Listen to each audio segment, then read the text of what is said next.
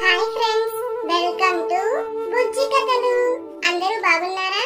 నేను చాలా బాగున్నాను. మరి ఆలస్యం చేయకుండా ఈ రోజు కథ మొదలు పెట్టేద్దాం. తల్లి మిట్టు, నేను నాన్న నీకు ఆహారం తీసుకురావడానికి వెళ్తున్నాం. నువ్వు జాగ్రత్తగా ఉండు. నేను చెప్పింది గుర్తుందా అమ్మా? గుర్తుందిలే తల్లి. లేట్ అయిందంటే ఆహారం దొరకదు, రా వెళ్దాం. అబ్బా వస్తున్నానండి. అలా భార్య కాకి భర్త కాకి రెండూ కలిసి ఆహార వేటకు బయలుదేరుతాయి. చాలాసేపటి తర్వాత అమ్మా, ఎగిరి ఎగిరి రెక్కలొకటే నొప్పులు. కాసేపలా ఏ చెట్టు మీదైనా వాలి విశ్రాంతి తీసుకుందాం పదండి. అప్పుడేనా? ఇంకాసేపు వెతుకుదాం. నా కోపిక లేదు బాబు, నేనుగా రాను అని భార్య కాకి దగ్గరలో ఉన్న చెట్టు మీదకు వెళ్లి వాలుతుంది. దాని పక్కనే భర్త కాకి కూడా వాలుతుంది. ఛ, ఎంత వెతికినా చిన్న చికెన్ ముక్క కూడా దొరకడం లేదు. నా మాటిని గుడి దగ్గరికి వెళ్ళుంటే ఈ పాటికే ఏ కొబ్బరి చిప్పో మిగిలిన ప్రసాదం మెతుకులో దొరుకుండేవి. అనవసరంగా టైం వేస్ట్ చేస్తున్నాం. రోజు మనం తీసుకెళ్లే పులిహోరాలు పొంగళ్ళు తిని తిని మిట్టుకి నాలుక చచ్చిపోయిందంట.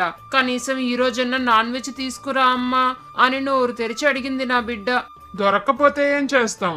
ఆకలికి మాడి చావలేం కదా. ఇంకో 2 రౌండ్లు తిరుగుదామండి. అప్పటికి దొరక్కపోతే ఆ ప్రసాదాలే దిక్కు మనకు. సరే పద వెళ్దాం. మరీ ఆలస్యమైతే మిట్టు ఒక్కటే ఇంట్లో భయపడుతుంది. అవునవును, ఆ సంగతే మర్చిపోయాను. పదండి. అలా అవి రెండూ కలిసి చికెన్ షాప్ ఎదురుగా ఉన్న చెట్టు మీదకు వాలి కూర్చుంటాయి. తలకాయ పడేస్తాడేమో, తీసుకొని వెళ్దాం. మీరు రెడీగా ఉండండి. అతను అలా పడేయగానే వెళ్ళి పట్టుకొచ్చేయాలి. సరే అని భర్త కాకి చూస్తూ ఉంటుంది. ఇంతలో ఆ షాప్ అతను కోడి తలకాయను ఒక కవర్లో వేసి భద్రంగా పెడతాడు. ఛీ, ఏంటండి వీడు దాన్ని కూడా దాపెట్టుకుంటున్నాడు. సర్లేవే, కాళ్ళైనా పడేస్తాడుగా, అవైనా తీసుకెళ్దాం. అలా అవి రెండూ చూస్తుండగా షాప్ అతను కోడి కాళ్ళను కూడా ఇంకో కవర్లో పెడతాడు. చిచ్చి, ముతనష్టపోడు. ఎంగిలి చేత కాకిని కూడా తరమడు. ఇలా అయితే మనకేం మిగులుతుందండి? మర్చిపోయాను, పొట్టలో పేగులు అవి పడేసుంటాడుగా, అవి తీసుకెళ్దాం. ఓరి నా తెలివైన మొగుడా, అవి ఇంకా ఉంటాయనుకుంటున్నావా? ఈ పాటికే మిగతా కాకులని ఎప్పుడో లాగించేస్తాను. అవును కదా, మరి ఇప్పుడేం చేస్తాం? అని అవి రెండూ బాధపడుతూ ఉండగా మరో కొమ్మ మీద చేరి వాటిని గమనిస్తున్న జాదు అనే కాకి వాటి దగ్గరకొస్తుంది. మిమ్మల్ని చూస్తుంటే మరీ అమాయకుల్లా కనిపిస్తున్నారే. అయినా మనలాంటి కాకులకు మాంసం కావాలంటే ఆ షాపోడు దాన్ని కొడుతున్నప్పుడే ఒక్క దూకు దూకి అందినంత ముక్కు ఖర్చుకొని పారిపోవాలి. అలా చేయడం తప్పు కదా. తప్ప గిప్ప? అయినా మీరిలా చూస్తూ కూర్చుంటే ఆ షాపోడేమి మిమ్మల్ని పిలిచి ఆకేసి అన్నం వడ్డించడు. నేను చెప్పిందే కరెక్టు. ఒకవేళ తీసుకొచ్చేటప్పుడు దేంతోనైనా కొడితేను మెరుపు వేగంతో పరిగెత్తాలి. ఒక్కసారి నీకు డెమో ఇస్తాను, చూసి నేర్చుకో అని జాదు కాకి షాపతను ముక్కలు కొడుతుండగా వెళ్లి ఒక పెద్ద ముక్క నోటికి ఖర్చుకొని ఎగురుతుంది. దాన్ని గమనించిన షాపతను కోపంగా చేతిలో ఉన్న కత్తిని దానిపై విసురుతాడు. కాకి కొంచెంలో ఆ కత్తి నుండి తప్పించుకుంటుంది. అమ్మా అమ్మా, ఎంత లావు ముక్కెత్తుకుపోయింది. దరిద్రపు గొట్టు కాకి. ఇప్పుడేదో తప్పించుకుంది గాని ఈసారి రాని దాని కాలు నరికి పొయ్యిలో పెడతా అంటూ ఆ షాపతను కసితీరా జాదు కాకిని తిడుతూ ఉంటాడు.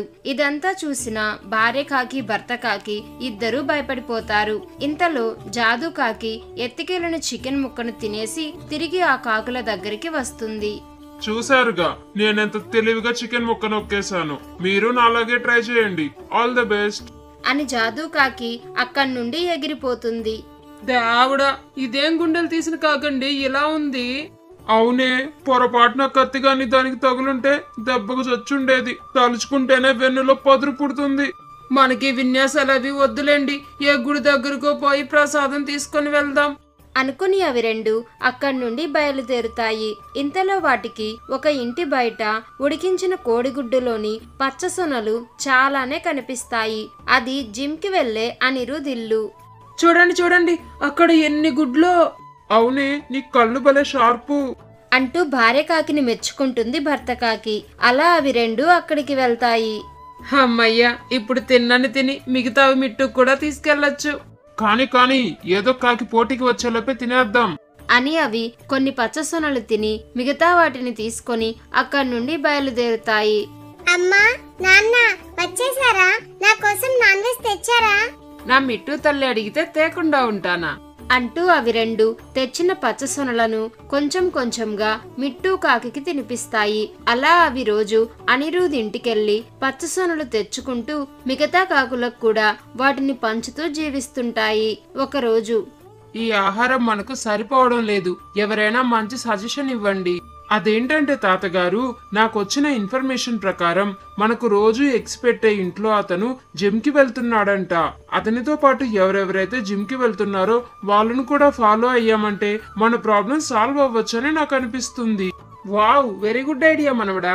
పదండి, వెంటనే మనం జిమ్ దగ్గరికి వెళ్దాం. అలా ఆ కాకులన్నీ కలిసి అనిరుద్ వెళ్లే జిమ్ దగ్గరికి వెళ్తాయి. కాసేపటి తర్వాత, తాతగారు, జిమ్ వదిలేసినట్టున్నారు, అందరూ బయటకు వస్తున్నారు చూడండి. అవును మనవడా, ఒక్కొక్కరు ఒక్కొక్కరిని ఫాలో అవ్వండి. అలా ఆ కాకులన్నీ జిమ్ కి వెళ్లే వాళ్ళందరినీ ఫాలో అయ్యి ఆహారానికి ఏ లోటు లేకుండా జీవిస్తుంటాయి.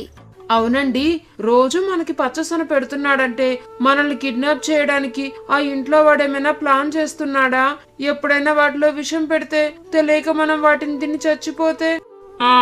నువ్వు పెద్ద మైసూర్ మహారాజా కూతురివి, మరి నిన్ను చంపి నీ ఆస్తి మొత్తం కొట్టేయడానికి చూస్తున్నాడు మెంటల్ దానా.